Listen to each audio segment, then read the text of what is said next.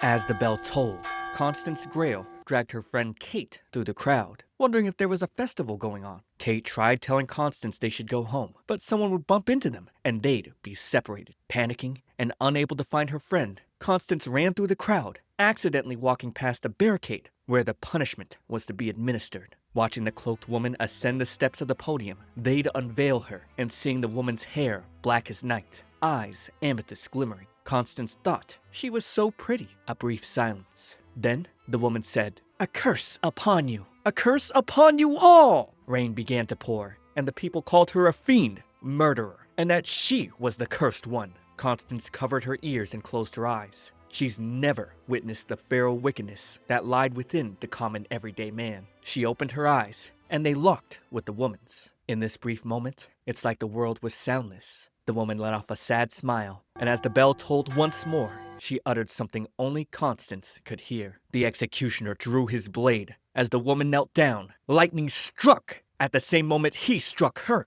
Blood splattered on Constance, and with the woman's head presented, the people cheered. "It's over! She's dead!" A traumatizing experience little Constance would scream over. We turned to the Lesser Palace, Grand Merillion. It had been 10 years since that night at St. Mark's Square. Constance was 16 now. Viscount Hamsworth congratulated her, saying surely the fates would bless her union, especially since the Grayle family motto was, "Thou shalt act with sincerity." She pondered on that. A few months ago, her father, the living embodiment of the Grayle family's sincerity, found himself under a mountain of debt. On to condition that the Bronson family pay for it, she became engaged to Mr. Bronson's son and heir, Neil. He was quite the gentleman. She couldn't deny that she's dreamed of marrying for love, but a plain, dull girl like her getting a handsome, well-mannered gentleman to consent to become her husband, she considered herself blessed, or so she thought. Her friend Mylene had heard the news. However, everyone was talking about Neil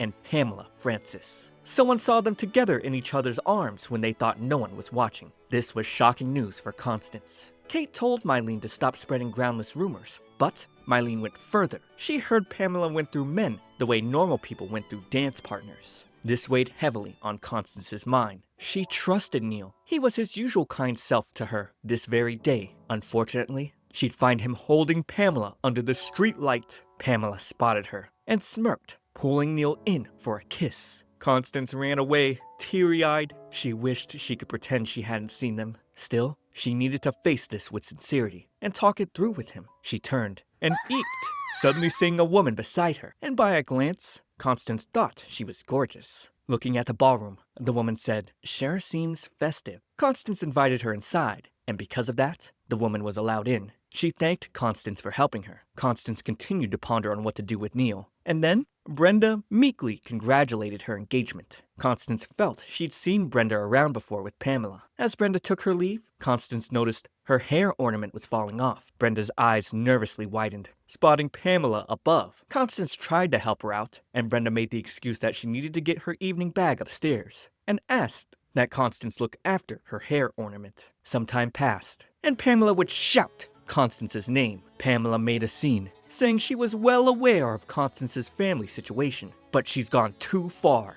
She announced Constance stole Brenda's hair ornament. The framing was diabolic. Pamela suggested Constance, being short on money, would do anything she could to get some by stealing Brenda's valuable ornament. Neil couldn't believe Constance would steal, but Pamela would take her bag from her, and out from it came the ornament. Pamela told her to explain in front of everyone, and Constance begged Brenda to please tell them the truth. Pamela told Constance to stop with the pitiful excuses, and coddled Brenda, who was trembling in fear. She then told Neil that now that he could see what Constance was really like, he should annul his engagement right away. Marrying her would sully the Bronson Company's reputation. He felt bad though, because there wasn't exactly concrete proof. Pamela said the proof was every witness here, and since they had Priest Viscount Hamsworth, they could annul it right away. Constance was frantic, but Pamela would use her own family's motto against her. "Thou shalt act with sincerity." Pamela said so much for the sincerity of the Grayles, calling Constance a no-good robber. I really hate this stupid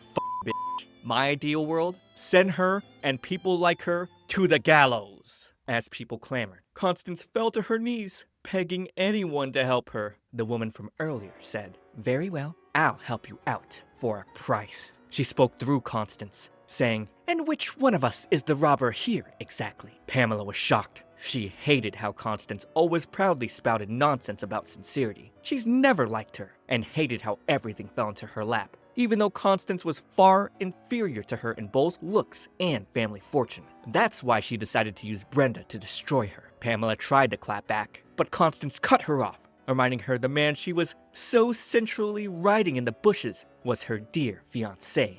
Ha! Shame her for being a hoe. Pamela shrieked that they were just kissing, and Neil stopped her. But since Pamela was kissing Constance's fiancé, Constance argued that actually made her the robber. Constance then turned towards the various crowd guests, who witnessed Brenda hand over her ornament, and walked towards Wayne, who was the first one to notice what actually happened. She pressed him enough until he eventually said the truth, and the other guests all started talking about what really happened. The Viscount would come down, and Constance told him to void her engagement at once, because if he didn't, she'd make sure word of tonight's party at the Grand Merillion, held by him, where this couple consorted to engage in carnal acts in the sacred royal garden, would reach His Majesty's ears by whatever means necessary. Pamela didn't understand. This wasn't the Constance Grail she knew. Constance bowed out, wishing the young couple consumed by illicit passion be blessed. With her walking out, Pamela would chase after, but be tripped by one of the ladies. The woman in green regarded Constance quite favorably and found Pamela's actions galling. Where she was from, adulterers wore piping hot shoes and danced until they died. Neil and Pamela danced, Pamela's feet bloodying without shoes, and the bystanders' carnal retribution satisfied by the sight. They were surprised by Constance. It was almost as if Scarlet Castile herself crawled back out from the deepest pits of hell to speak through her. The next morning, Constance woke up from what she thought was a dream, but found Scarlet by her bedside. A shocking sight. She shrieked. When Scarlet introduced herself, Constance thought that couldn't possibly be true. Scarlet Castile was executed 10 years ago, but with the woman now floating in the air, it was evident she definitely wasn't alive. Scarlet was a wicked woman beyond comparison.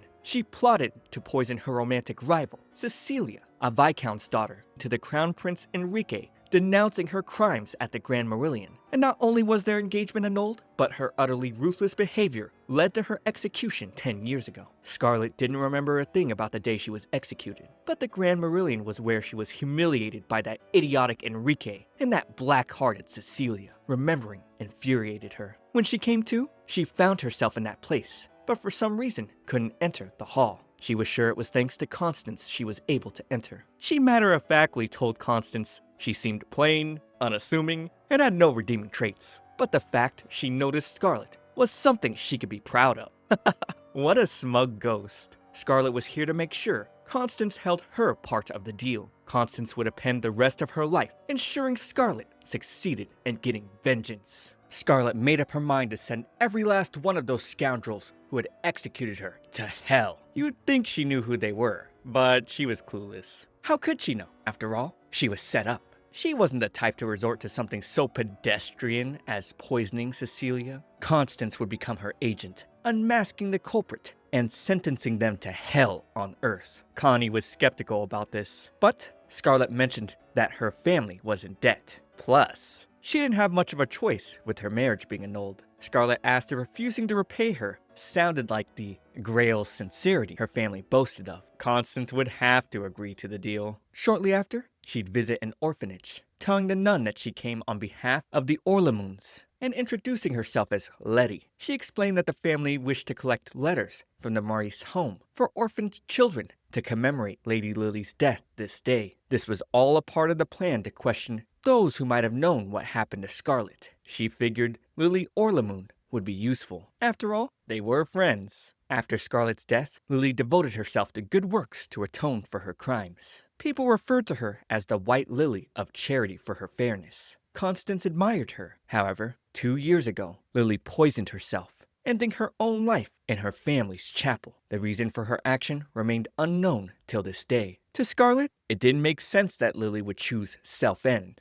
especially for someone so ill-natured. Weren't they friends? Apparently, Scarlet didn't see it that way. She'd sooner do a handstand dance on a cliff's edge than keep company with her. Constance recalled stories of Lily usually visiting Scarlet when no one else would. Back then, Lily knew Scarlet would never try something like poisoning Cecilia. Still, it meant there was someone out there who was capable of framing a woman of her caliber, and they had no idea who this was. So, Lily had come to bid her goodbye, thinking this business was beyond her. She would have loved to assist Scarlet, but her own life was more precious to her. After receiving the letters from the kids, Constance was to visit the scene of Lily's self-end. For this, she would have to properly dress up as a nun. Arriving at the Marquess of Orlamun's residence, she greeted the guard. Despite his frightening glare, he led her to the chapel. Getting inside, Constance tried to pay her respects to the deceased by praying, but Scarlet claimed Lily wouldn't be pleased by any of that. She'd rather have them hurry up and find out the truth. Knowing Lily, Scarlet suspected she would have left a clue behind the painting. As Constance lifted it, she found something attached to the back. Sensing someone was about to open the door, she quickly took the item and hid it. As the man entered,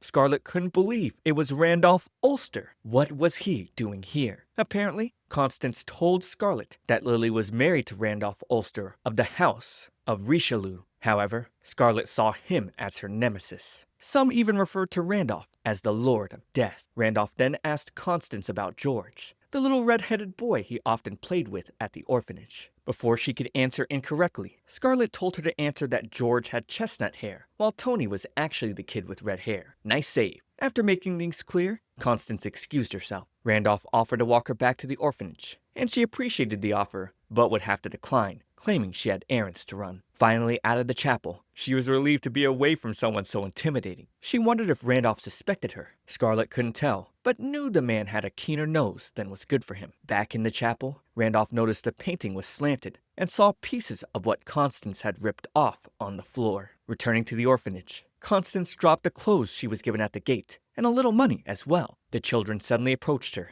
and Tony said, "Kiriki kirikuku," whatever the hell that meant. Constance was confused. He told her it was a spell for spotting bad guys, which they had learned from Lily. Before she died, she taught them this spell, telling them to recite it to whoever came asking about her. If the person reacted, it meant they were a very bad person. And in that circumstance, the children were to round up everyone and run for it. Could this mean Lily was murdered? Back home, Constance was exhausted. She opened the package she found, which held a key and a piece of paper with one instruction: destroy the Holy Grail of Eris. Neither of the two had any idea what it meant. Eris was the goddess of discord and strife in the myth of Ferris, a wicked deity who was said to have driven a nation to ruin. That was according to a legend from their country, Adelbide's neighboring land. Eris was also the alias Scarlet used when she wanted to have fun during nightlife. As for the key, it had a number engraved on it, but nothing to indicate which workshop it was made in. There weren't enough clues to figure out what it was for. Later on, Constance would meet up with Kate. Her friends were worried about her, especially since her engagement was called off. The events had made it to the papers with the headline, "Poor Constance Grail proves even a lamb will charge at a hound when provoked." That was the Mayflower's editorial take on the matter anyway. Pamela headed back to her family's domain the next day. Though they claimed it was for her health, everyone knew she ran away like the little wimp she was. As for Neil, the Bronson Company's aristocratic clients started a boycott.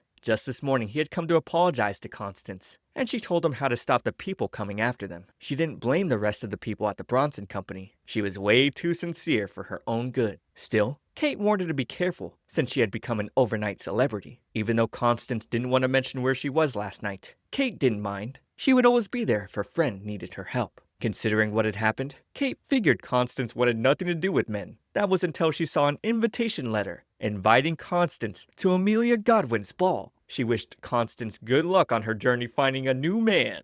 After she left, Scarlet decided they'd be attending the ball, knowing Baroness Godwin loved nothing more than to talk of the misfortune of others. If they played their cards right, Amelia would sing for them like a canary in mating season. Arriving at the ball, Constance approached Amelia Godwin. In one glance, Amelia thought she was more refined than before, but still a far cry from Scarlet. Greeting her, Constance mimicked Scarlet's mannerisms perfectly, to the point that it scared Amelia. With Amelia gone, Scarlet spotted Aisha Huxley and asked Constance to go see what she had to say. But Constance panicked upon spotting Randolph. She begged Scarlet to take over, but the ghost couldn't stand the man, so she abandoned Constance without a second thought. Randolph walked up to her, referring to Constance as the sister he saw the other day. With her trying to feign ignorance, he went straight to the point. What did she want? Was it his late wife's will, or was there something else she was after? Scared to tears, she prayed for someone to save her. Scarlet would come back and deal with what she was running from. Taking over Constance's body, she asked if Randolph had any proof of his claims. He proposed going back to the orphanage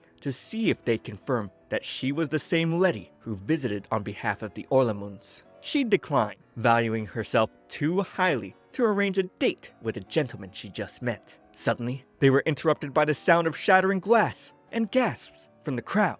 Margot Tudor had attacked Teresa Jennings, breaking a glass on her, claiming Teresa had an affair with her husband. After tending to the matter, Randolph decided to let Constance go for the day, but he wondered if she could really say she wasn't involved. After the party, Constance would come across Amelia outside. She asked what exactly happened to Scarlet 10 years ago. Amelia answered it was the usual story of her being executed because she tried to poison Cecilia. But Constance felt there was more. Amelia would then tell her that in the 7th Division of Inmest Mars, at the old Montrose residence, the invitation was an Earl John Doe's hat. Leaving, she added that those who won in life were those who survived. So she hoped Constance wouldn't be forced to make an early exit. Into liking the video and subscribing to my channel. You better subscribe, or when I die, I'll come and haunt you from the grave. And it'd be a grave mistake not to watch my Villainess playlist. There's at least 20 hour-long plus videos about villainesses in it for you to enjoy.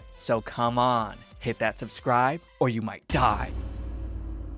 Scarlet suspected Amelia was talking about the Earl John Doe ball. This was a secret ball where nobles hid their faces behind masks. It was probably the best place to gather intelligence. She mentioned that the lowlives who infested such balls feared not even the gods. To get Constance a mask, they'd have to sneak into Scarlet's old home. Considering Scarlet was a regular at these balls, someone might approach Constance if she wore her old mask. It would also be a chance for Constance to find out about the lurid secrets of the guests. Be you sincere? Constance always thought this was the right mindset to follow. However, her father was tricked and Pamela framed her. Sincerity alone wouldn't solve anything. If what it took to make things right was wickedness, then Constance was ready to do it. Sneaking into the Castillo residence, Constance thought it was quite enormous. She would get stopped by a stern man, asking where she was going. She answered she was heading over to the dressing room, so he pointed her in the right direction. Emotions filled Scarlet as she stared at this blonde-haired man, who was her big brother. She didn't think there was much of a resemblance between them. After all, they had different mothers. But Constance thought otherwise, saying the way they addressed her and the air about them were similar. Scarlet asked Constance if she had heard of Cornelia of the Starry Crown. She was the last empress of the neighboring country of Ferris, which was known to be a vast empire. At the time, the Ferris Empire pursued a strategy of marrying royalty from the nations it invaded to rule them. Then, an imperial prince eloped with a certain lady, and they had a daughter who came to be known as Cornelia of the Starry Crown. Her lineage entitled her to many crowns of vassal states, as numerous as the stars, not to mention the imperial throne. Even Adelbide was part of her empire back then. When the vassal states finally rebelled and the empire fell, she escaped harm in the neutral nation of Soldita. Time passed, and word spread that a country girl in Soldita carried the blood of Cornelia of the Starry Crown. She was known as Crownless Eleanor, Scarlet's mother. That meant Scarlet was descended from the imperial family of Ferris. After the little story time, Constance retrieved the mask. Getting to the old Montrose residence, Constance was allowed in after saying the secret phrase, "It's an Earl John Doe's hat." In the hall, smoke filled the air as the nobles chatted discreetly with one another. Without wasting time, Scarlet led her to see the hostess, Deborah Darkian. Constance would introduce herself as heiress, sparking attention from people around. There used to be a guest with the same name 10 years ago, but Deborah claimed she was a reckless girl who got her head parted from her body. She hoped Constance's head remained firmly attached. While getting something to eat, Constance noticed a sweet smell. It was coming from a woman Scarlet knew as Jane. Before Constance could figure out anything about her, she was approached by Viscount Hamsworth. Safe to say, his costume and mask couldn't hide his looks. Here, he preferred to be called Moon-Dappled Ham. Was he even trying to hide it all? Saying the phrase, "hide a tree in the forest," the Viscount felt someone had brought some rotten wood tonight. Suddenly, someone ran in, alerting everyone that the security force had caught on. Everyone quickly scattered to save themselves. As Scarlet suspected, something was off about those 3 dancing girls. Someone was using this ball as a cover for human trafficking. Amidst the madness, Jane bumped into Constance, falling to the ground. Her wrist snapped. Blood slowly poured out. Scarlet told Constance to run quickly, but she couldn't just leave the lady. Ripping her dress, she tied the wound. Scarlet warned she'd be doomed if they caught her. Even if she had done nothing wrong, she'd be put to death in no time. Constance's good heart would be the end of her. As the officer grabbed her, Scarlet raged. Lightning shot through, causing the man to let go. A violent wind blew, taking out the lights like a bad omen. The officer would then point his blade at Constance, demanding to know who she was. That's when Randolph came to her rescue, stopping his comrade. George argued that she was using some kind of trickery, but Randolph asked if that was more important than saving the wounded. Without a doubt, Constance had no hand in the human trafficking, so Randolph saw no reason to arrest her. Still, they had met 3 times. At this point, it had to be fate. So, he asked her to come clean with him. Constance looked to Scarlet for help, but she wasn't interested. Randolph was born in the house of Richelieu.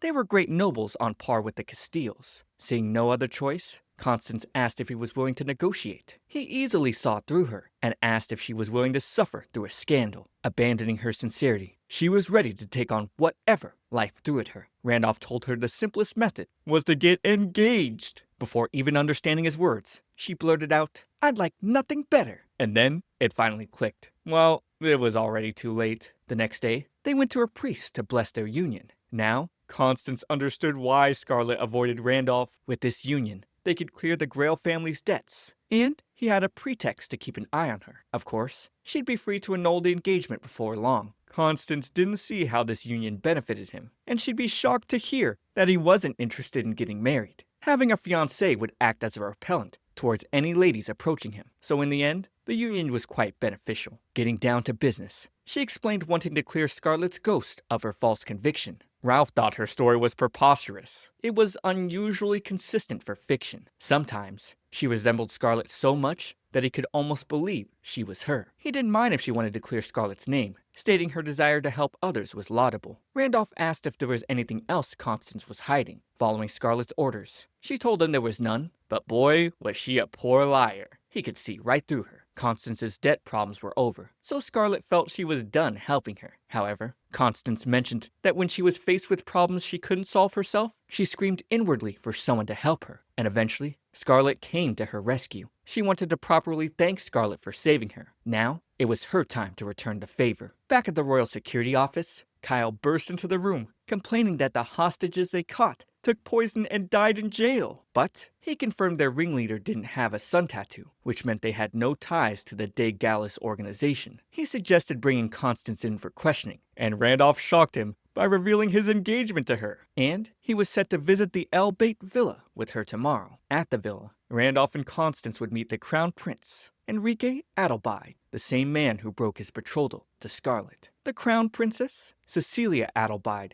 then walked in, dazzling in a radiant beauty. She quickly took a liking to Constance, and also wanted them to have tea together sometime. Between Randolph's mean stare and Cecilia's bright personality, Constance didn't know which scared her more. Cecilia didn't like that Randy picked a day to visit when she had official commitments. Like a switch, her personality suddenly became condescending. Seeing him look so put out was a rare treat for her, so she forgave him. She was to receive a distinguished guest from the south after this. As Cecilia grabbed Constance's hands, it felt so cold, almost like her bright persona wasn't real. Changing the subject, Randolph asked Enrique if he had heard from Ferris's emissary. The Crown Prince mentioned they were a proud bunch who had nothing but history to boast of. He wouldn't mind if their economic woes were as bad as rumors painted them. On their way out, Constance asked Scarlet why she disliked Cecilia. However, it was Cecilia who took a dislike to Scarlet first. It was more like Cecilia regarded everyone who entered her sight with enmity. Only one word could truly describe it: hatred. King Ernst Adelbide would then approach Constance. He had heard she was the second coming of Scarlet, but she seemed like quite the charming young lady. Walking through a flower field, he told her that the violets in their kingdom tend to have a reddish hue. There was a legend stating that a sprite that dwelt in Adelbide's violets were careless. It drew too close to the dead, burning in hell, suffering horrible burns itself. When asked what she thought of this, Scarlet took over.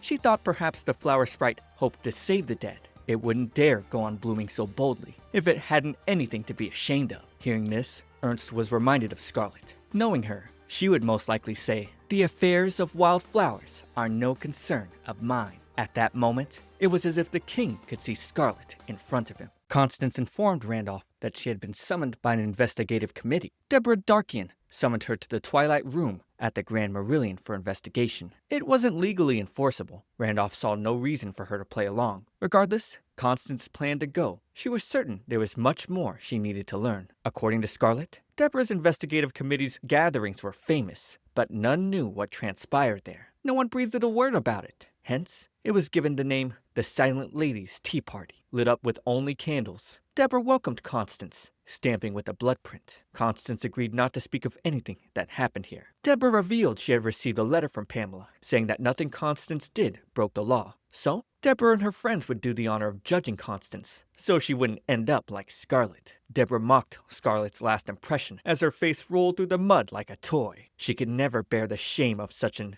ignominious end. Rage filled with Scarlet's eyes, but with Constance holding her hand, she calmed down. This time around, they'd fight together. With Scarlet taking over, they'd be the judges now. She assumed the Earl John Doball must have been a blow to Deborah. However, Deborah claimed to be the one who reported the dancing children to the security force. She sarcastically remarked, the mere thought of human traffickers in their midst made her blood run cold. But why did everyone here have ties to the Darkians? Take the Marquess of McLean, who looked so friendly with the slavers. Scarlet was talking about Esther's husband. She doubted he'd be able to avoid prison, but might receive a lighter sentence if he named the ringleader. Using Randolph's position as leverage, she offered to put in a good word for Esther's husband, depending on her testimony. Now the tables had flipped. The Marchioness of McLean must have known Deborah had a hand in the crime. Constance hoped she could get her to attest to that. Deborah would pressure Esther, mentioning that her husband was about to leave the country and wouldn't be back for a while. During this time, Esther couldn't defy her. The thought of a Viscount's daughter crushing a Darkian was laughable. Now, it was time to cast votes. Things weren't looking good for Constance, but if she bent the knee like a good little girl, Deborah might consider Pamela's words as imagination. But Constance didn't agree with her methods. She refused to back down. Suddenly, the doors flung open as Abigail O'Brien barged in and opened the curtains. The four great noble families of the kingdom were the Castiles, the Richelieus, the Darkians, and the O'Briens. Abigail sat in Susanna Neville's seat. Presenting her credentials, she stamped with her blood print. And then she uttered, Esther, Janine, Carol. Unless you want to be crushed, do as I say. Seeing this as a threat, Deborah argued that she must have legal recourse if Abigail insisted on menacing her friends. But that wouldn't work. After all, everything said here wasn't allowed to leave the room. Furious, Deborah would excuse herself. Afterwards, Abigail warned Constance not to take such thoughtless risks. She told her to save her thanks for Randolph. He came calling at Abigail's house, asking her to help his fiancée. He had looked into the participants and acquired the letter for her. Hearing this, Constance felt warm and fuzzy on the inside. Leaving the building, she was suddenly grabbed by a reporter, Amelia Hobbs. Amelia asked when she started looking up to Scarlet, and if she was rebelling against the famous Grail family ideal of sincerity. She assumed Constance was frustrated when the papers all focused on Teresa Jennings' death. The man she was having an affair with broke it off, so she tried to kill him when she took her own life. Amelia's never-ending questions were then stopped by her colleague, Aldous Clayton. Handing Constance's card, he mentioned that he was from the Mayflower Company. The following day, Constance was embarrassed by the newspaper headlines. Miss C, the daughter of a viscount, emulates the infamous Scarlet Castile. She indulges in now-banned hallucinogens and spends her days in wild orgies. Complete nonsense! Mylene was quite disappointed, especially since she looked up to Amelia as a role model. Her dream was to stay unmarried and become a reporter. After all, she had always been obsessed with chasing rumors. Constance was even the one who suggested she become a reporter. Heading out, Constance was approached by Kimberly Smith, a lady who represented the Ladies' Committee of the Violet Association. They were working to rid their land of inhumane culture. So, Kimberly had come to remonstrate with the young lady who idolized Scarlet. Constance wanted nothing more than to leave. She was having quite the day. Kimberly hoped the bit about her hallucinogens wasn't referring to Jackal's paradise. Suddenly, Scarlet showed up. It seemed she knew something about this. Constance turned to her, but Kimberly redirected her attention back. The lady felt aristocrats such as her were bigots, who didn't even consider the common folk as human. That's when Kate showed up, questioning if her family were also bigots, simply because they were of nobility. As passerbys began whispering, Kimberly excused herself and left. Then, Kate approached Constance, asking if she truly got engaged to the Earl of Ulster. She was deeply hurt that her friend would keep this from her. Filled with guilt, Constance felt she was an awful friend, but Kate was the one person she couldn't get dragged into all this. The next day, Constance met up with Randolph, thanking him for his help with the investigative committee. Walking through the garden, they caught sight of a man running past them. He was Kendall Levine, a high-ranking diplomat and a special envoy from Ferris. Seeing how flustered he and his subordinates were, Scarlet suspected they had lost a member of their delegation.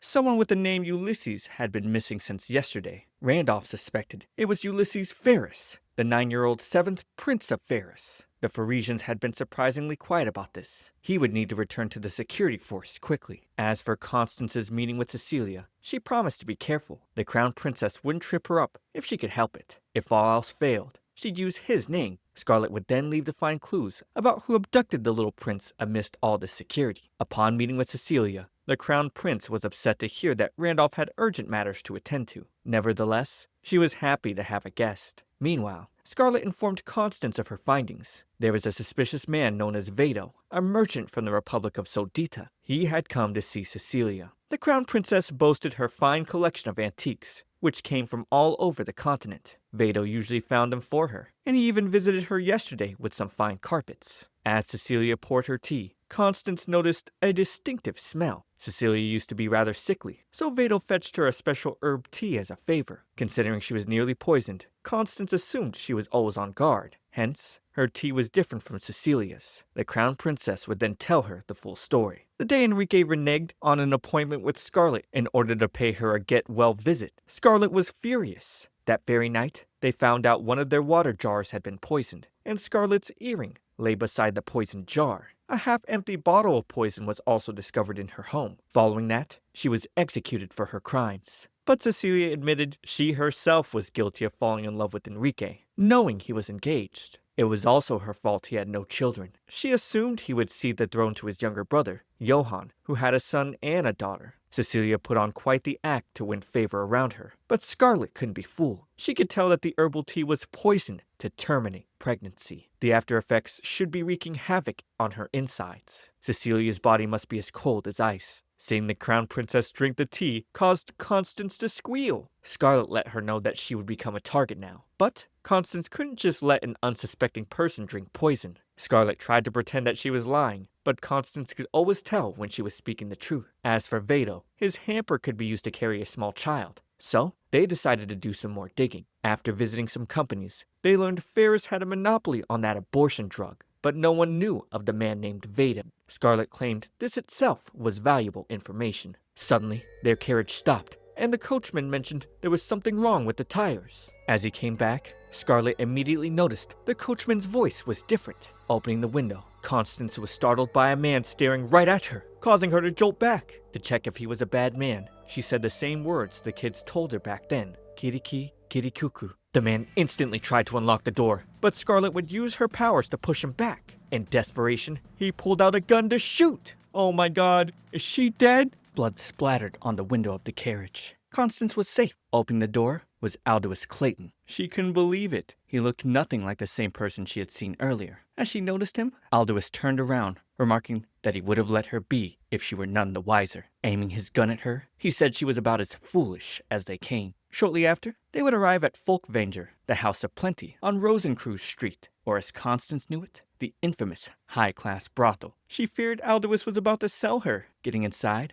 Abigail laughed at the whole situation. Apparently, Aldous was so shocked that Constance recognized him, so he brought her here. Abigail was the owner of the place, and Aldous, whom she referred to as Rudy, was basically her guard dog. The Mayflower company he worked at also belonged to her. As for the man who wanted to attack Constance, Aldous shot him in the leg, but he wasn't fazed. He turned out to be a trained soldier, not just any dealer. For someone who sold nasty drugs, what did he want with Constance? She wondered if she might have done something. Suddenly, Randolph came running into the room, panting and out of breath, but his breath steadied as he set his eyes on her. He had come for his Constance. On the carriage ride back, she apologized for worrying him so much, but he, too, understood there was nothing she could have done. However, in the future, it would be better if she informed him before taking any initiative. Turning to Scarlet, Constance noticed she wasn't all right. Scarlet was a bit sleepy. Using that power back then drained her, so she decided to take some rest. Arriving home, Kyle approached Randolph, letting him know they'd be working late again. It was concerning the body of the coachman who was shot. Kyle mentioned he had a sun tattoo on the nape of his neck. Constance recalled she had seen that same work on the body of a woman who collapsed during the masquerade ball. Randolph referred to her as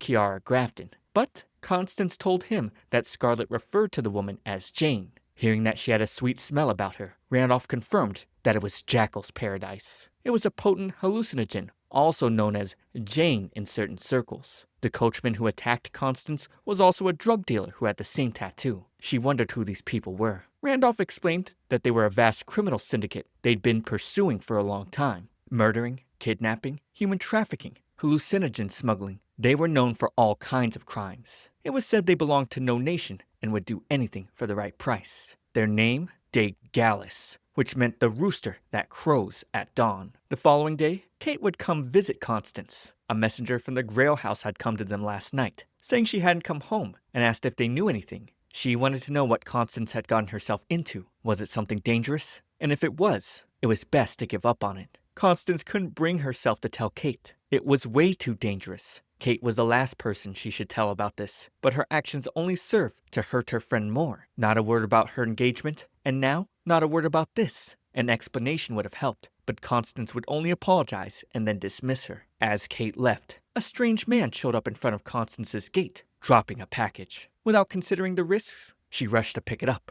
and its contents would leave her shocked. Inside was a lock of Kate's hair, and a letter that read, "Come alone to the shore of Lake Bernadia at noon tomorrow. Don't breathe a word to anyone. If you miss our appointment, we'll send you a finger next." Elsewhere, Shoshana would open the door for Salvador, welcoming him back. Seeing the big bag he was carrying, she curiously asked what it was, and as he rolled it open, there she saw Ulysses Ferris, the seventh prince of Ferris. We turned to where Kate was being held prisoner. The kidnapper then came in, asking her where Lily Orlamoon's key was. He dragged her hair, telling her not to play dumb. The man knew Constance had the key, but she had never heard of such a thing. And even if she knew about it, she'd never tell him. Just as he was about to beat her up, Salvador walked in. He made it clear that Jose's job was to sell paradise, meaning he had no right to pull a stunt like this. The man explained that looking for the key was part of their job too. His partner was following a lead and got bumped off the moment he touched Constance. But all that didn't matter to Salvador. Salvador asked Kate if she resented Constance, but she didn't. On the contrary, meeting Constance was the best fortune she ever had, and she had never been prouder of anything than she was of being her friend. 11 years ago, during a cold winter, Kate's mom would give her a basket of cookies as she went for her first real party. At the venue, she didn't have the chance to properly greet Pamela before getting mocked for the way she smelled. Bruh, Pamela was a stupid bitch even back then. Constance was the only one who didn't insult her like the others. In fact, she thought Kate smelled like cookies. Pamela and her cronies would walk off,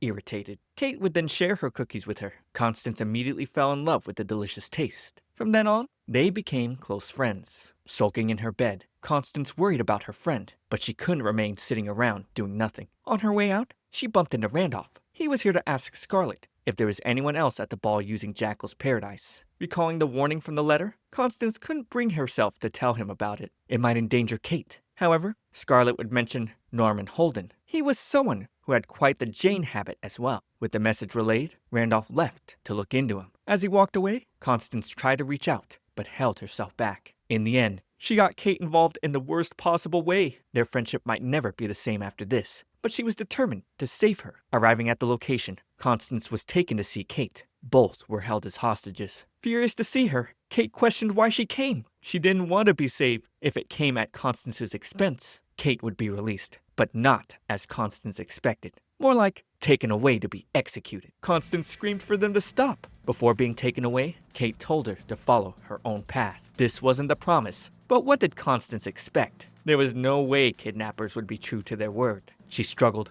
offering to do anything if they would just let her go. The next second, a loud bang echoed through the woods. Constance fell to her knees, regret filling her up as she screamed at the world. Suddenly, Randolph showed up with his forces. He had already arrested the goons in the woods. It was all a setup, one that Scarlett was quite aware of. At the security force office, Randolph revealed that Earl Norman Holden had passed away 13 years ago. There was no way he'd be at that ball. He was an old coot whose hobby was preaching the goddess's word at people. One day, someone flew into a rage and killed him over it. Norman's last words were, "Oh God, save me!" And this was how Scarlet passed the message to Randolph. Constance would then apologize for worrying him. Randolph, realizing he was actually worried about her, surprised all of them. Then, word came that Kate's treatment was done. On their way out, Constance was approached by Amelia. Today, she wasn't looking for how to use Constance for a juicy headline. Instead, she wanted help. She had a scoop that could shake the entire kingdom about Cecilia. According to her, the crown princess had the blood of a prostitute in her veins. Her family, the Luzes, were a proper line of blue-blooded viscounts after all. However,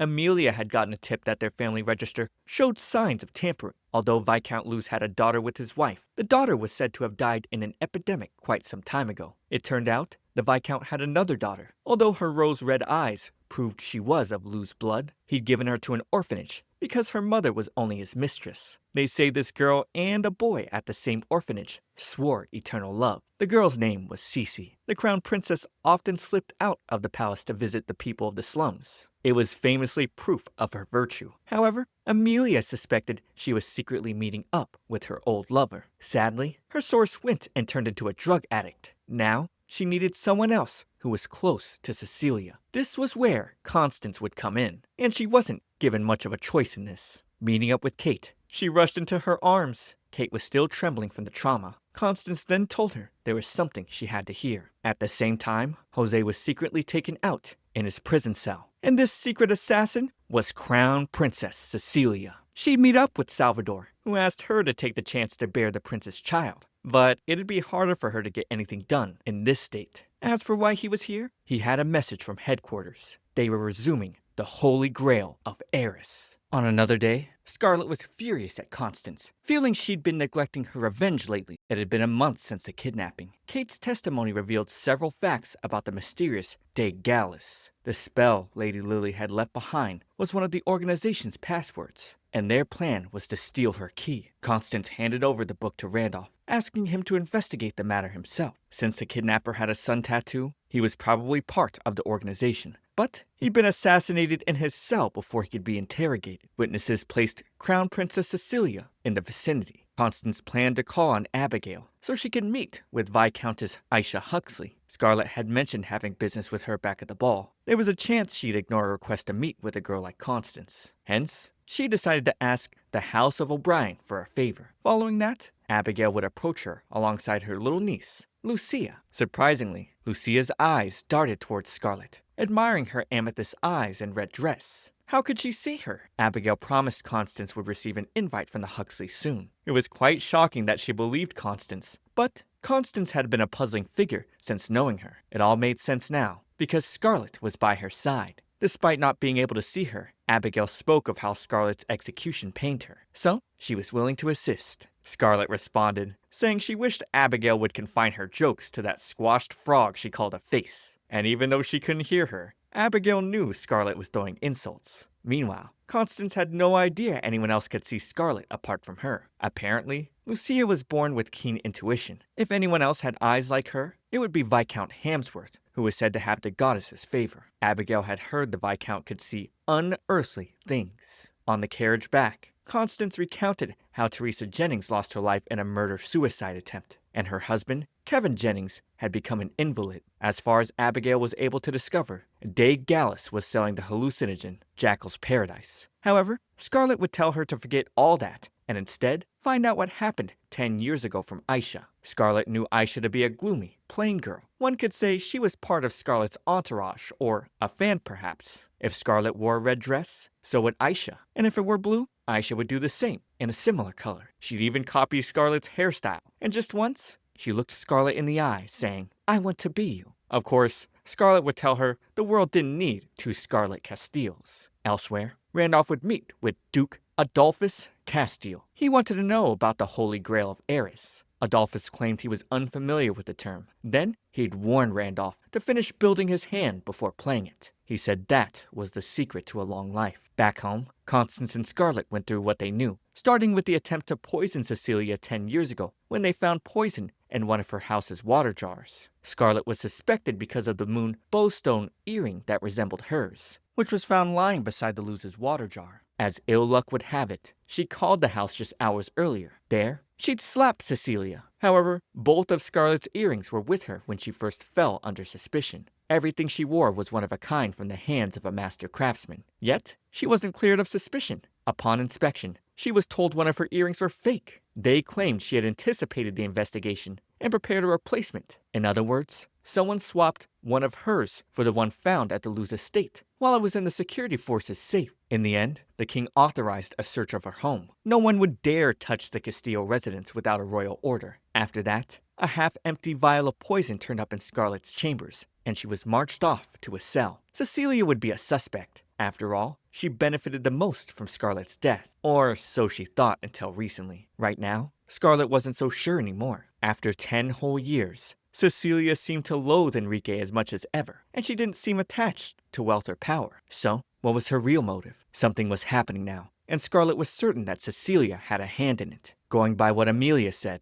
Cecilia was a whore's daughter raised in an orphanage. Kevin Jennings, who got close to the truth, wound up an addict. Plus, the merchant visiting Cecilia the day the 7th Prince of Fairs was abducted was too much of a coincidence. His name was Vado, which happened to be similar to Salvador. If they were the same person, then it could be concluded that Cecilia was involved with De Gallus as well, and that they had a hand in distributing Jackal's Paradise on Rosencreutz Street. Connecting the dots, Ulysses' abduction, Kate's kidnapping, and the spread of Jackal's Paradise could be tracked back to De Gallus. Most importantly, they attacked Constance as well. It would be more precise to say that something has been afoot for the past 10 years, right here in Adelbide. It'd be surprising to say it had nothing to do with Scarlet's execution. Whatever it was, Lady Lily probably lost her life over it. Her final message? Destroy the Holy Grail of Eris. Its meaning had yet to be uncovered. Constance would meet with Rudolph at a museum in St. Mark's Square. This place held donations from the Orlamoon family. Randolph hoped they might offer a clue to the key. Constance then remembered that Lily was on his mind constantly. He would then point to one of the holy books St. Anastasia received from the goddess. But Constance's stomach would signal she was hungry. As they stopped somewhere to get food, Randolph told her that Abigail's request would take some time.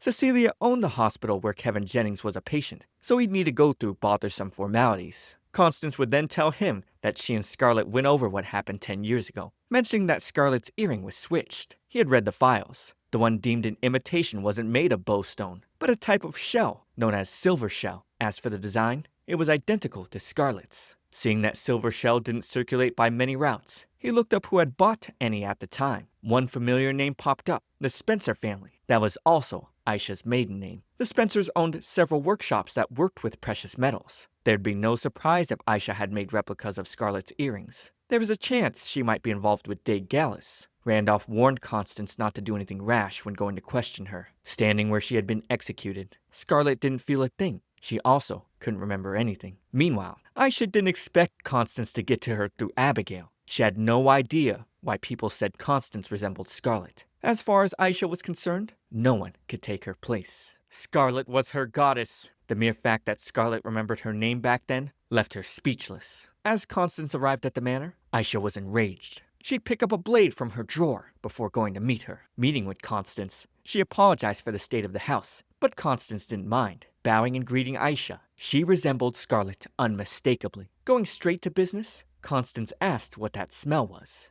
She mentioned that an acquaintance of hers had an excellent nose and memory, and so she asked Lady Huxley once more, "Why do you carry the scent of Jackal's Paradise?" Aisha broke out in a cold sweat. She'd been had, yet she tried to stay composed, feigning ignorance. She said the hallucinogen had been all the rage a decade ago, but claimed she was wearing a rare perfume today. A laughably poor liar she was. Aisha would turn to leave, but Constance told her she was behaving like an undisciplined child. In that moment, Aisha felt like a different presence was before her. Scarlet spoke through Constance, telling Aisha that trying to fool her was far more offensive than anything she had said. And so, she posed the same question she had asked earlier. "To whom do you imagine you're speaking to?" Aisha instantly saw Scarlet before her. She'd never mistake her for anyone else. 10 years ago, Scarlet Castile was the center of her world. Although Scarlet and Enrique didn't share anything like love, Aisha could see they were comfortable together, like siblings. She idolized them so much. Then, Cecilia stepped into the picture. Talk of their star-crossed love in defiance of status spread like wildfire. Aisha was desperate to do something to prevent the rumors from becoming true. One day, she'd have tea with her friend Sharon, who was looking thinner than usual. Sharon would show a potion, which was supposed to be some kind of foreign smelling salts. However, using too much was bad for one's health. Hearing that, Aisha recalled Cecilia's frail constitution.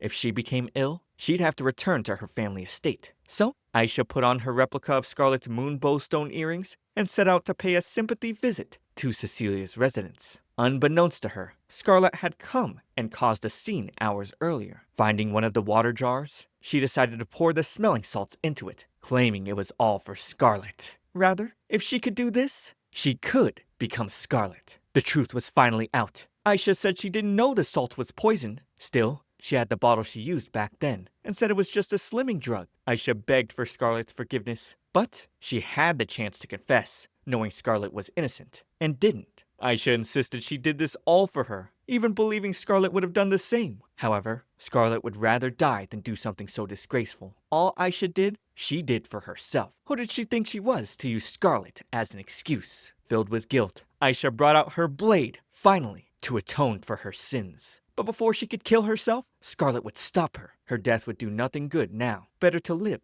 and atone for her crimes. Suddenly, Aisha passed out. Then, her maids would take her away. A few days later, Aisha contacted the Mayflower Company, saying she wanted to confess her crimes. Leaving the house, Constance would meet Randolph waiting for her. She told him that Aisha was the one who poisoned the Luz family's water jar. Though she still had the vial, it was from 10 years ago. So, verifying it would take time. Plus, she had dealings with Day Gallus. Randolph told her to give the details when she was more herself. Back home, Scarlet lashed out at Constance. She didn't see any reason to save Aisha. She wanted her to die. But there was no way Constance could let her use Scarlet as an excuse right to the very end. Plus, they'd lose their chance at more clues if Aisha died. There was still a lot more to solve. Constance swore to spend the rest of her life ensuring Scarlet would get her revenge. On a rainy evening, Amelia met with a man named Rufus May. He informed her that the flow of money surrounding the crown princess was suspicious. Afterward, Rufus reported back to Deborah, explaining that Aldous Clayton was on his way to interview Aisha. However, Rufus doubted that Aisha was the true quarry Deborah was hunting. On his way to see Aisha, Aldous noticed something unsettling. The butler who had just passed him in the hallway suddenly vanished. Alarmed, he rushed into Aisha's room and found her poisoned. With her remaining strength, she told him the culprit was Salvador of Day Gallus and that he had taken the medicine bottle. She also asked Aldous to investigate her cousin, Sharon. In her final moments, Aisha wondered if Scarlet could ever forgive her. Aldous assured her she would. Then, Aisha died. What Aldous didn't realize was that everything had unfolded exactly as planned. Servants burst into the room moments later, and upon seeing Aisha's body, immediately accused him of murder. With no time to argue, Aldous was forced to flee through the window. Deborah's scheme had worked perfectly. Abigail's guard dog had been removed. Later, Lady Audrey berated Aldous harshly. She demanded to know why a wanted murderer had showed up at their doorstep. Though Aldous tried to explain, she refused to listen. The two simply did not see eye to eye. Lady Audrey served as the instructor for the girls at the House of Plenty. She taught them how to apply makeup, select dresses, and, more importantly, how to wrap gentlemen around their fingers. When the girls began chattering, she scolded them sharply, but when she placed the blame on Abigail, the girls protested. One demanded to know what Abigail had done wrong. Audrey explained that the former Duke O'Brien had charged her with guarding the establishment, and she took that responsibility seriously. She would toss out any lazy layabouts without hesitation. Grumbling, she stormed off. Once she was gone, Aldous showed Constance a newspaper article about Aisha's cousin, Sharon Spencer. Sharon had died the very same day as Aisha. Aldous was certain it was murder, and he suspected Day Gallus was behind it. Randolph soon entered with grave news. Abigail had been arrested on suspicion of murdering Aisha Huxley. An anonymous tip had revealed that Aldous was actually Rudy, the bouncer of Folkvanger, and that Abigail had provided him with a false identity. As a result, she was being investigated as the mastermind behind Aisha's death. Abigail had nothing to do with it, but Randolph reminded them that she had written to Aisha just a week earlier. Constance remembered that she had asked Abigail to help secure that meeting and was struck with guilt. Aldous decided he would turn himself in, believing it would save Abigail. Constance stopped him. His surrender would solve nothing. Instead, they would face this together. Scarlet pulled Constance aside and reminded her that they had their own methods. Desperate, Constance asked for help. and Scarlet agreed without hesitation. The charges against Abigail were false, meaning there was no solid evidence. Their enemies would likely send a judge already in their pocket. The case was assigned to Earl Calvin Campbell, a notorious womanizer, rumored to have fathered children across the land. A man like that was bound to have skeletons in his closet. Scarlet's plan was simple: uncover his secrets and blackmail him. Viscount Hamsworth suggested inviting courtesans to the Earl John Doe ball to entice Campbell with drunken revelry. The plan was quickly set in motion.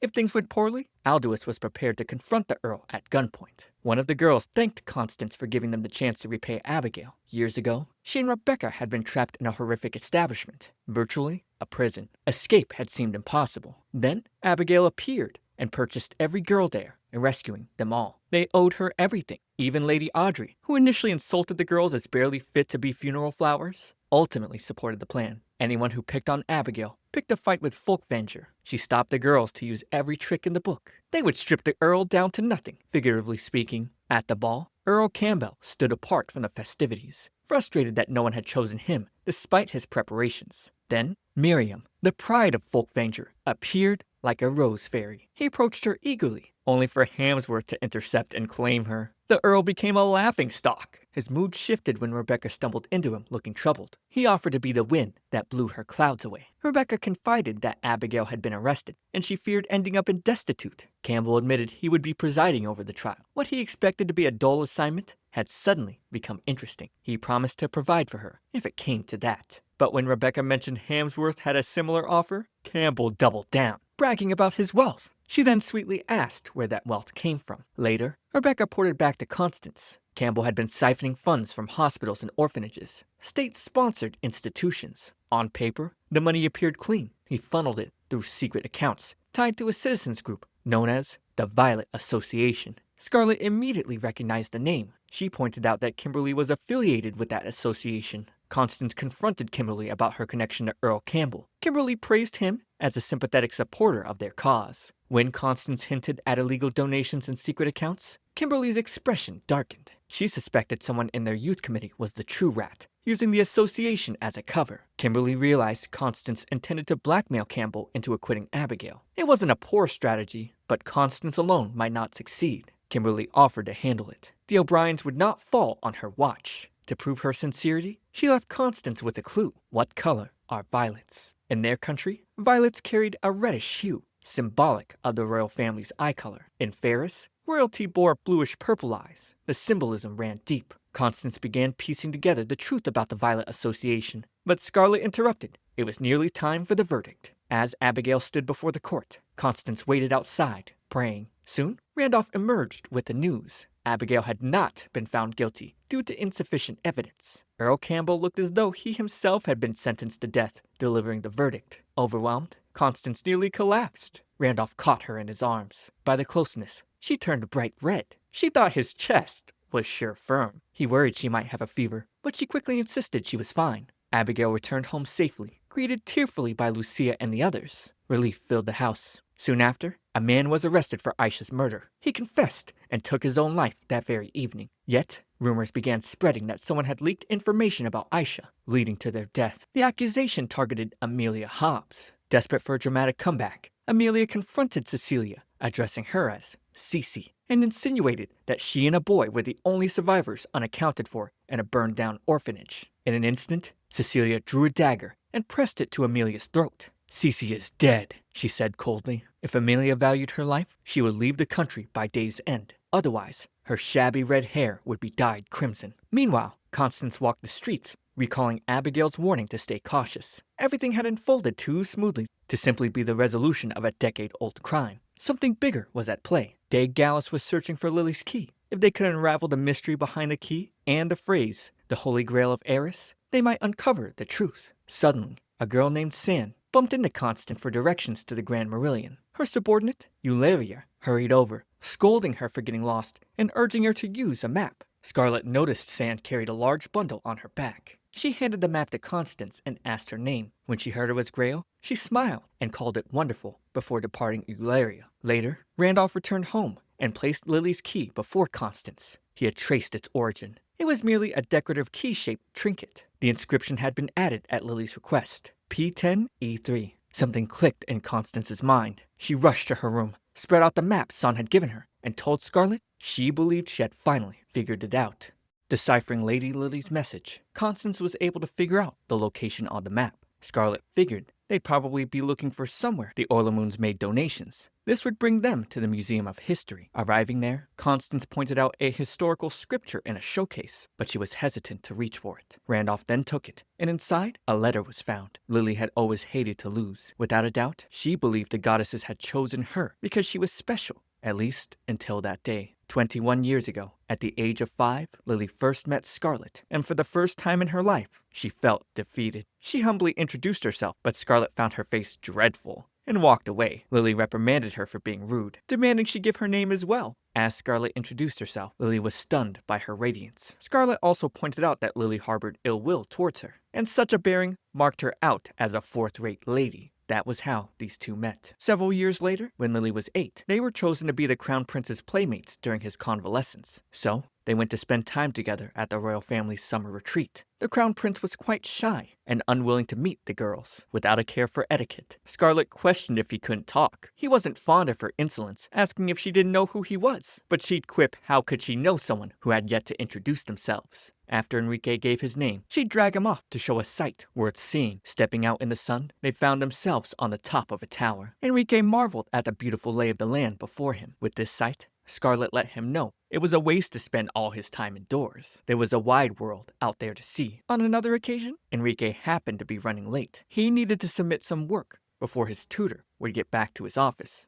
Seeing him cry, Lily was moved to help. Scarlet, however, found it tiresome. So, Lily pretended to faint, giving Enrique time to go turn in his work. After that, they went out to play. Around that time, the Crown Prince started to laugh more often. As the years passed by, Enrique and Scarlet were engaged, and Lily assumed they'd get married. But with the arrival of Cecilia, destiny started to go awry. Around the time Scarlet was imprisoned, Lily approached Enrique, insisting that Scarlet would never do such a thing. He mentioned that a moon bow stow earring was found at the Luz residence, and it resembled the exact ones he had given her. Regardless, he didn't want to see Scarlet put to death, but his father, the king, had made his decision. A strange outcome, Lily thought. Why would the king involve himself in the attempted murder of a viscount's daughter? Plus, she wondered why Duke Castile wasn't doing anything, given that his daughter was bound for the headsman. Hearing that it'd be a public execution, Scarlet sounded excited. This way, she'd show them all that she'd be the one with the last laugh. And on the execution day, Lily sadly watched from the sidelines. Before she knew it, 8 years had gone by since Scarlet's death. At the time, Lily had come to devote herself to helping the poor. One day, while looking for a good place to establish a school, she surprisingly saw Cecilia.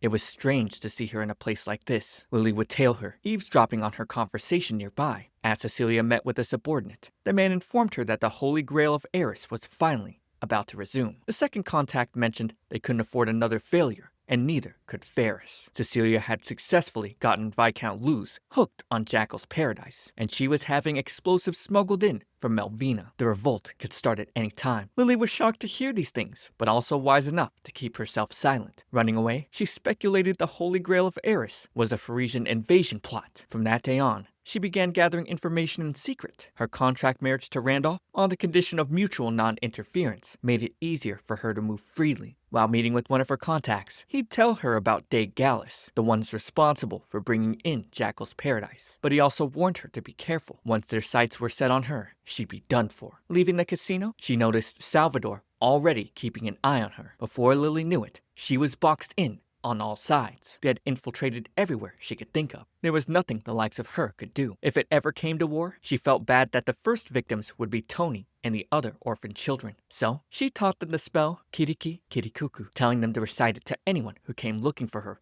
if something were to happen. If they reacted to the phrase, then it was certain they were bad people. Tony would have to gather everyone and run. The kids wanted her to be with them, and Tony promised to do whatever it took to stop bad things from happening to her. Lily was moved to tears, wondering how she could safeguard these children's futures. That she decided to make one last wager. She'd meet with Enrique, mentioning that she came to visit his consort. It was obvious the crown prince didn't marry Cecilia out of love. There must have been some sort of goal he had in mind, and Lily figured he had picked up on things himself. She asked what he'd been doing for 8 whole years, calling him a fourth-rate prince. She didn't want to believe he had given up. As always, he was still a crybaby, and just like before, Lily offered to buy him some time. During her meeting with Cecilia, Lily asked the crown princess if the Holy Grail of Eris meant anything to her. In the event those words meant anything, she advised the crown princess to rethink her plans. After all, she couldn't afford another failure. Lily was merely a young, sheltered noblewoman. There was no way she could stop the plans of Date Gallus, but she wasn't about to go down without a fight. Since Cecilia and her co-conspirators said they couldn't afford to fail, Lily would use that to her advantage. She'd make them think their secret was out and delay their plots. Showing a glimpse of her fake key, she misled them, and if she managed to get away, their misconception would become truth. The real truth, as far as she knew it, was in the museum. Unable to destroy the Holy Grail of Eris, Lily left trails behind so someone else would take over, someone alive in the future. How haughty and proud they'd have to be to dare look down on the gods, and how unbelievably soft-hearted to risk everything for someone else. It would take a miracle for someone like that to show up. Not like anything was wrong in believing miracles. Till the end, Lily couldn't understand how Scarlet managed to smile back then, but she was glad she did. Besides, if Scarlet could do it, then so could she. After all, Lily Orlamoon had always hated to lose. We return to the museum, where Constance now realized that the Holy Grail of Eris was a Parisian military operation to invade Adelbide. Lily placed the future in the hands of whoever found the letter. As Constance left with Scarlet, she was approached by Amelia. Amelia handed over a document containing everything she had dug up on Cecilia, and she asked Constance to make good use of it. Constance would meet up with Abigail, showing her the documents and explaining everything. At a glance, Abigail could tell Cecilia's mother was a woman of the streets. Having found out about this, Kevin Jennings developed a crippling drug addiction and was placed in St. Nicholas Hospital, run by Cecilia's charity. As for the purpose of the hospital, it was probably to test Jackal's Paradise, all in the name of treatment. Earl Campbell used to oversee that hospital, and he was linked to Cecilia by Simon Darkian, Deborah's husband. With so many parties involved, Scarlet was frustrated. Who exactly was she to exact her revenge on? In that case, she would trash everyone who had anything to do with her execution. Constance broke out in a cold sweat, wondering how exactly Scarlet planned to do this. Later, Randolph met with Dylan Belsford concerning reports about Scarlet's execution. Dylan mentioned how Constance had been poking around, but Randolph simply stared him down. Dylan was his superior officer and commandant at that. But still, Randolph wasn't fazed. Apparently, Dylan had been accused of treason and nearly executed around that time as well, but he shoved the topic aside, stating that they needed to be more concerned about Ferris. Randolph had tried to probe Candle Levine, but he seemed disinclined to make the matter public. Ferris's king was bedridden due to illness, and there were rumors of a succession dispute. That wasn't all. Ferris was reminting coins too. Gunpowder, iron, and wagon production were growing rapidly as well. The plot was obvious, a war with Adelbide, and they didn't even need a proper justification. Later, Constance and Randolph were approached by San and Eulalia. It turns out, they were from Ferris, and were here to speak with Randolph. Because Ulysses was captured in Adelbide, San told him that Ferris would use this as a justification to declare war on their country. Of course, it was all staged. She mentioned that Date Gallus was orchestrating the whole thing behind the scenes. Because of this, Her Royal Highness Alexandria, 3rd Princess of Ferris, sent San and Eulalia to help prevent the war, so they asked to work with Constance and Randolph. Constance asked why the Holy Grail of Eris failed 10 years ago, and San answered it was because of Scarlet's execution. Afterwards, Randolph returned to Duke Castile, talking about Eleanor Cibola, Scarlet's mother. She was a lineal descendant of Cornelia of the Starry Crown, the last ruler of the vast empire that Ferris once was. The royal family of Adelbide had reddish-violet eyes, while Parisian royals had bluish-violet eyes. Scarlet's amethyst eyes, blending red and blue, had a special significance in Ferris. Most likely, Randolph speculated that the true goal of the Holy Grail of Eris was to install a descendant of the old imperial family, Scarlet, on Adelbide's throne, hence transforming the country into a vassal state of Ferris. However, Scarlet's execution stalled those plans, saving Adelbide. Or perhaps someone ensured the events would play out that way. In other words, Scarlet's execution was her father's doing. The Duke would think nothing of sacrificing his own daughter to save his country. Refusing to stand for this, Constance was determined to meet with Duke Castile. Thanks to Randolph, the meeting was arranged. There, Constance asked the Duke if he was responsible for sending Scarlet to the scaffold. Adolphus Castile asked Constance what made her think he was the one behind his daughter's death. She explained that the bottle of poison found in Scarlet's chambers could only have been planted by someone capable of sneaking through a duke's house. The only one who could do that without leaving a trace was him. Strangely, Adolphus and Ernst came into the world on the same day. Despite his capabilities, Adolphus still wished to serve Ernst Adelheid. One day, Ernst told him that the Republic of Soldita was begging him to take a descendant of Cornelia Ferris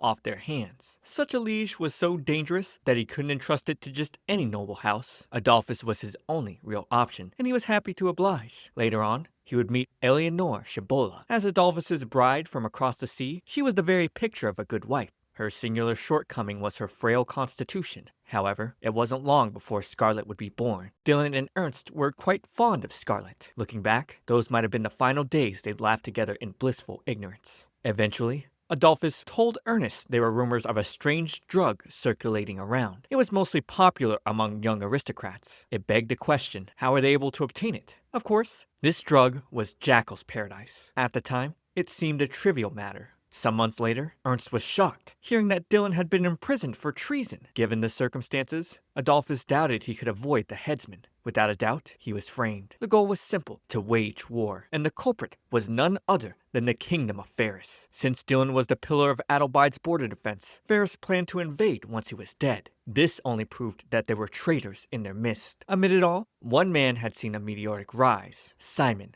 Darkian. The poisoning accusation against Scarlet happened to be a coincidence. After all, Ferris wanted her on the throne. Without her, their plans would fall apart. The next plan of action was absurd. Regardless, Adolphus suggested they make use of Scarlet. Executing her would stall Ferris and sow the sentiment that public executions were barbaric. He would task Kimberly Smith of the Violet Association with leading the outcry. That way, they could delay Dylan's execution. In the meantime, Adolphus planned to gather proof of Dylan's innocence. Ernst, still thinking about Scarlet, tried to call his attention to it, but Adolphus simply told him to commit to memory the face of everyone who pleaded for Scarlet's life. Ferris's agents would definitely be among them. Adolphus was determined to have the last laugh, and so that was how Scarlet met her end. Constance then told the Duke she was doing this for Scarlet. Given permission, she approached him and slapped him so hard that he had another flashback. It was back when Eleanor lay sick in bed, and he came to see her. You'd think he cared about her. He claimed she was his wife after all, but she asked him to spare the foolery. A woman he didn't sleep with and only saw to exchange the occasional greeting wasn't what most would call a wife.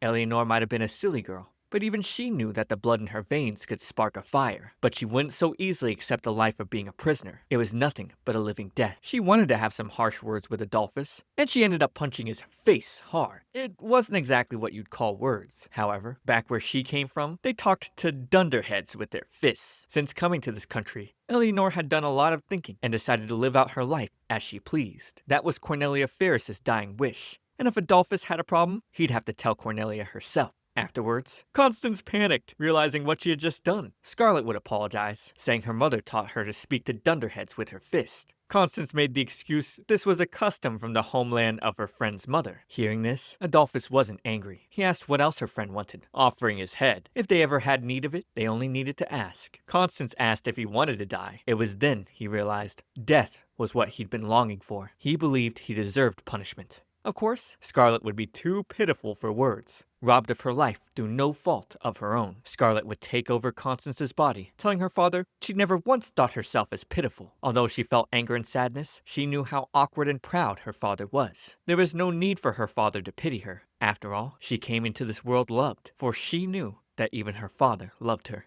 Stunned, words escaped Adolphus. Seeing the image of his daughter, he recalled his times with Eleanor. As for the rest of Scarlet's complaints, she would have to tell them to Cornelia Ferris. Adolphus understood what she meant, as it was something her mother always said. He would make sure that Scarlet's casket was made of jet. It was a sacred wood, said to guide souls to the promised land. And he wouldn't forget a blanket woven of moon-worn cocoon. He couldn't have his daughter getting chills. She often caught them when she was little, and grew feverish so quickly. Adolphus also thought to add lovely engravings to her casket. She was never the type to settle for less than the best. Recalling how willful she was, he cried bitterly. Had there been any other way, he would have given his own life many times over. If only he had told her even once how much he loved her. As Constance took her leave, for a moment, the Duke could see Scarlet beside her. So, he wished Constance would do her best for his daughter. Later on, Randolph informed Dylan that Simon Darkian was with Day Gallus. Cecilia had recently purchased the St. Nicholas Hospital. when Campbell owned it. Tax inspectors gave even blank books as a pass. Randolph suspected Simon was in charge of those inspections. A man named Edmund Park, who did the hospital's accounting, was found murdered, most likely to silence him. Suspecting secret books were kept, Dylan felt they'd be able to round up the whole gang if they found the books. So, he entrusted the matter to Randolph. He then offered his condolences, hearing that Simon Ulster had passed. The funeral was today, but only for close family. Randolph would be going alone.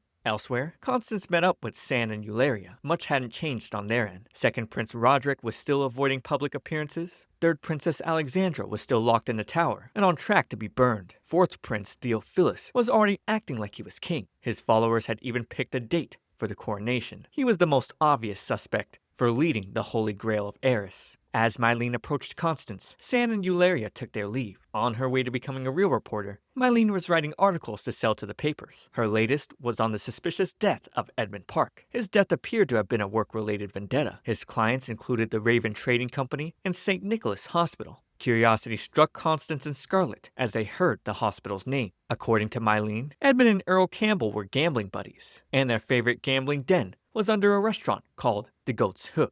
Arriving at the place, Constance was suddenly approached by Kimberly. They went in together, and when the waiter came for their orders, Kimberly spoke a secret phrase. Showing a key, she told the man she was here to pick up something for Ed. He would then lead them to the underground den. Seeing Constance was here about Edmund's case, she wondered who had told her. Hearing that it was a friend who wanted to be a reporter, Kimberly said she had promise. Then, she asked if Constance knew who the Ulsters were. Ulster wasn't merely a surname, but a title for agents who disposed of the royal family's enemies. Although Randolph served in the military now, he was trained by the late Simon Ulster. Before they could continue, the waiter came back, handing Kimberly a secret accounting ledger. On their way out, they'd meet trouble. Some people definitely didn't want them reading that ledger. Kimberly told Constance to keep the ledger in her purse and hurry out the back door. That was all the help she could offer now. As for Kimberly, she too was trained by Simon Ulster. As Constance left, Kimberly took out her pistol. While mourning at Simon's grave, Randolph noticed a shade covering him. Turning around, he saw Constance holding an umbrella for him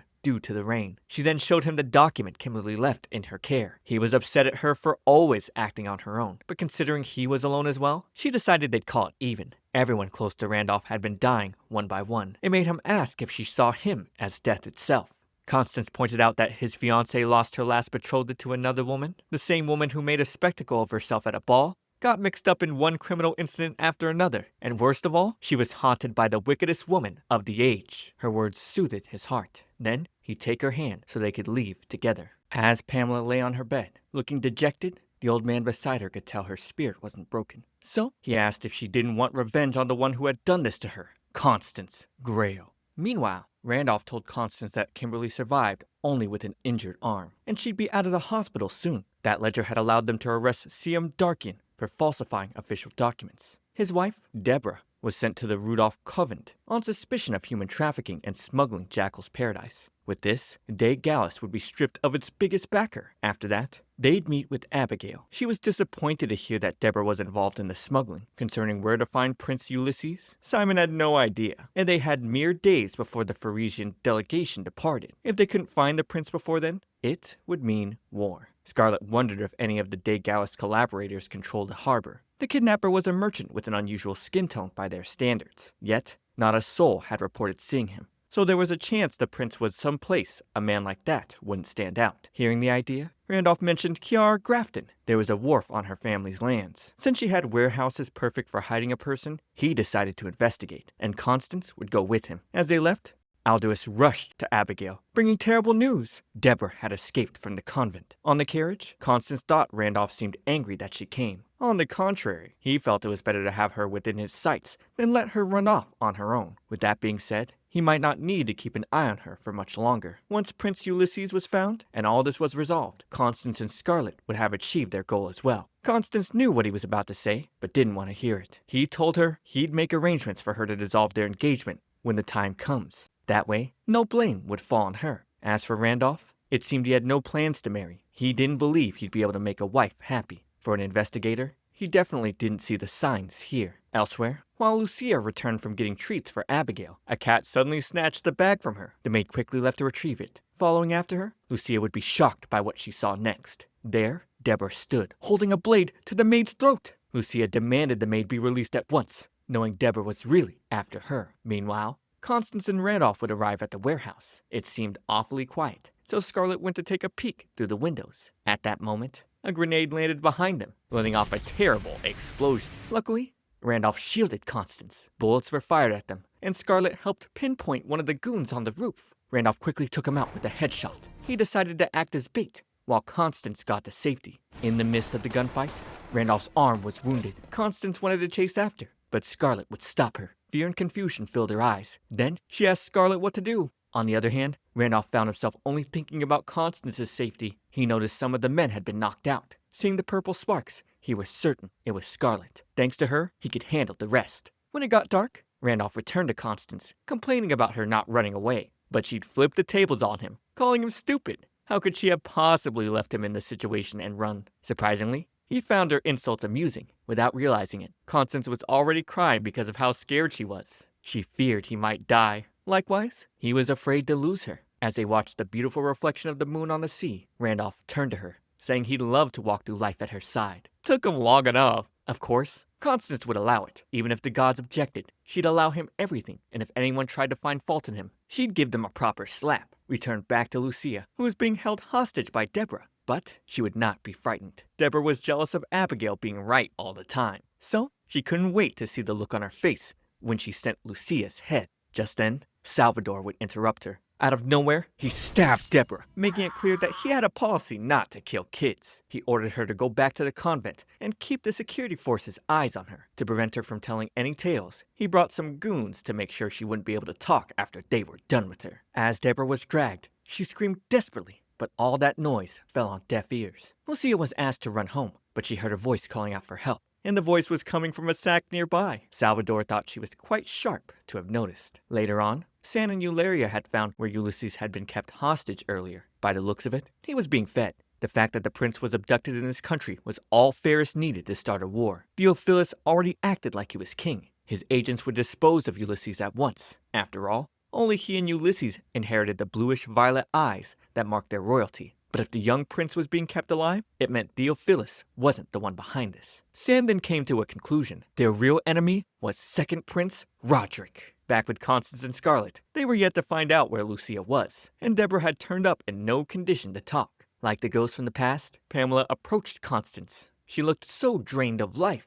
Apparently, she had spotted Constance in a warehouse on the Grafton Wharf. Constance tried to deny it, but that deadly look from Pamela's eyes made her frightened. Following that, Randolph informed Constance that King Ernst was going to Melvina. The grenades at the wharf were made with smuggled explosives from Melvina. In exchange for overlooking that fact, the king wanted a trade agreement on arms. Constance recalled hearing about the explosives from Cecilia back at the slums. The crown princess confronted Enrique because he never mentioned the pact with Melvina to her. Melvina bordered the Luz domain, where she grew up, and the agreement would only allow the kingdom to trade freely with them. So, Enrique questioned her strange reaction. He had known all about the explosives she smuggled in ever since. After all, he married her despite all objections, and even his father and Duke Castillo gave their blessings. Cecilia threatened that he could be accused if word got out, but Enrique wasn't fazed by her words, admitting he'd been guilty for a long time now. His next action would cost him. He'd drink the glass of water, unaware that Cecilia had tampered with it. By the time she pointed it out, it was too late. Meeting with Rufus, Cecilia told him it'd be easier for her to act with the prince still alive.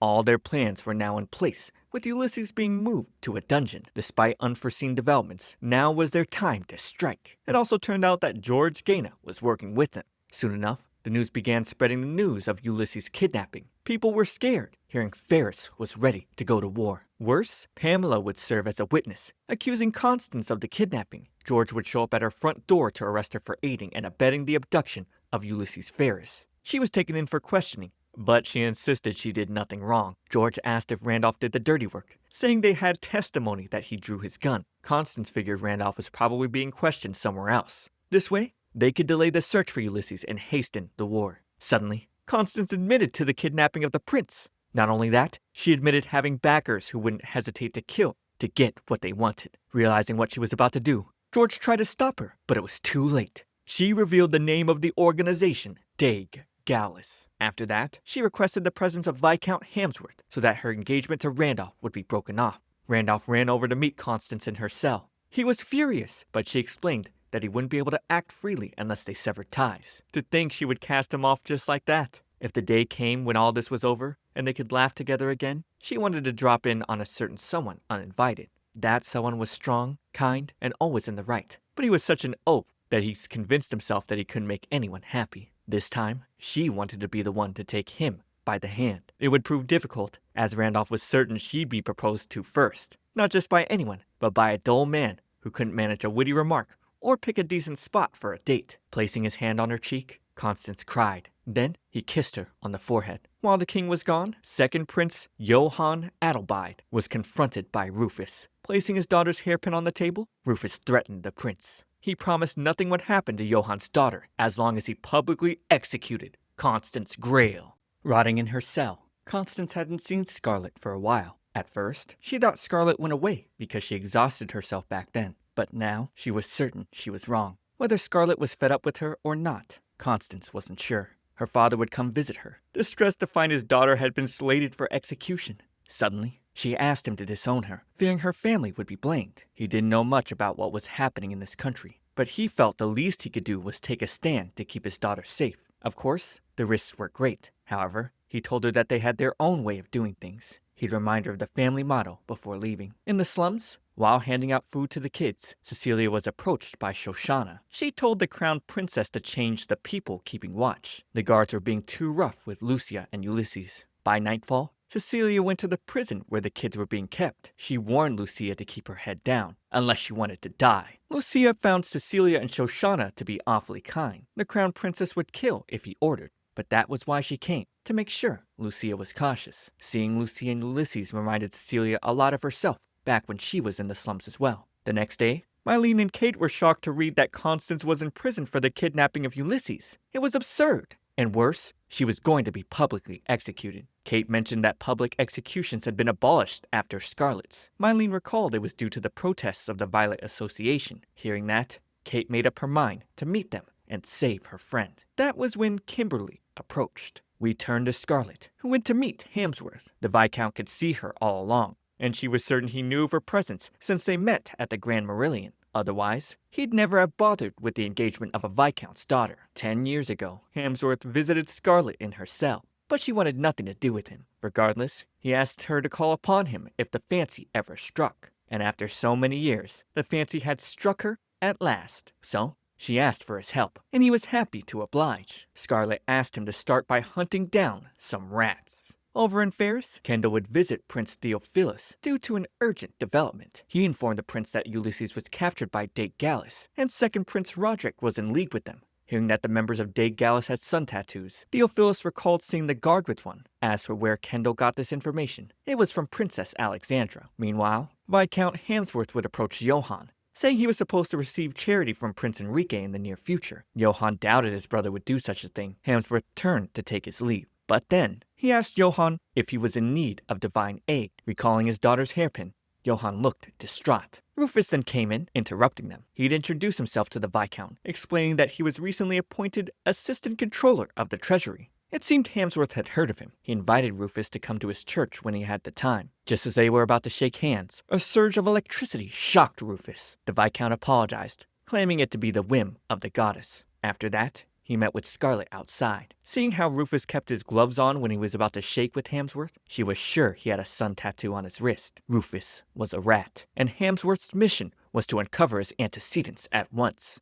Curious, he asked if revenge was Scarlet's reason for remaining in this world. She insisted that it was. But here and now, Hamsworth questioned if she was really being driven by revenge or working to save Constance. Even at that, she said again it was all for revenge. The Viscount believed that to remain in the living world, a disembodied soul had to have some powerful emotion or goal. And without a doubt, once her revenge was complete, he knew she'd return to God's side. Back in the city, Kate and Mylene were handing out petitions to stop the execution of Constance. At the same time, Constance's dad visited the Bronson Company, asking Neil for his help. Soon enough, Cecilia's table was filled with countless petitions, not only from commoners, but also from aristocrats. There was also a book from an upcoming author known as Adam Hicks. Cecilia knew for sure it was actually Amelia Hobbs. She didn't understand why they were going to such lengths for Constance, but Rufus assured her she'd be executed. along with Lucia. He also told the crown princess that there were rumors of Constance being able to hear the voices of the dead, and she was working to clear Scarlet's name. Cecilia quickly visited Constance, confronting her about the rumors. Well, more like accuse her for being a liar. She was sure the dead didn't talk. They had no thoughts and just turned to ash. At least, that's how it was for her. She had never heard any voices. So, Constance asked, "Whose voice did you want to hear?" Flashing back to 14 years ago, Cecilia was scolding Cece for pickpocketing. So long as she had her eyes on him, she wouldn't let him live a life he wasn't proud of. So, Cece returned the money to the old man. When they went back to the orphanage, the other kids told her a weird guy was looking for her. Rufus approached, and upon seeing the color of Cecilia's eyes, he decided to have a chat with her. That night, Cecilia told Cece that the man wanted her to play the part of the Lord's daughter. The Lord happened to have a secret child, whose name was Cecilia as well, and she was put in an orphanage right after she was born. Cecilia happened to fit the bill, since the Lord would be donating to the orphanage. She assured Cece he'd be fine. After she left the next morning, the orphanage was set ablaze by the evening. Cece would rush in, looking for the other kids, but he'd be shocked to see Cecilia stuck under a bench. She felt foolish. There's no way Lord Luz would let them live. After all, they knew about his replacement daughter. With the other kids dead, the two of them tried to make their escape. Getting to the door, Cecilia pushed Cece out, telling him to call for help. The men wouldn't stop chasing until he was dead. She promised she'd be fine, and that's when the building came crumbling down.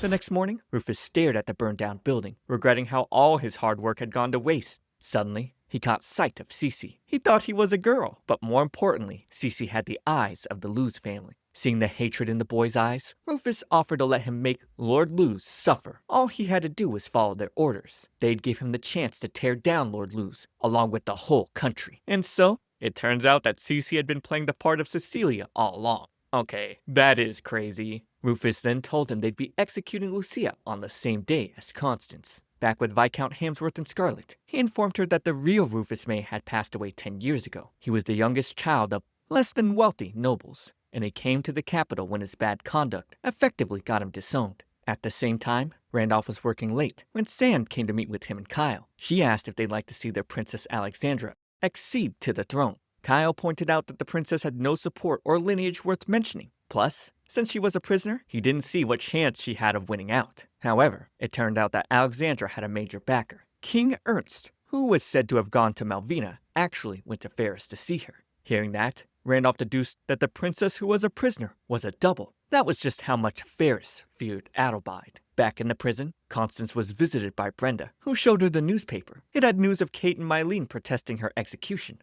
Not only them, but her father, Neil Bronson, and Viscount Hamsworth were all helping, along with Randolph. However, Constance was set to be executed the next day. That she was thinking of accusing Pamela and testifying to everything she had ever done. For the longest, she'd been wanting to thank Constance for saving her back then. Everyone was out here fighting for her. So, Constance wouldn't give up. After all, she was sure that was what Scarlet would say.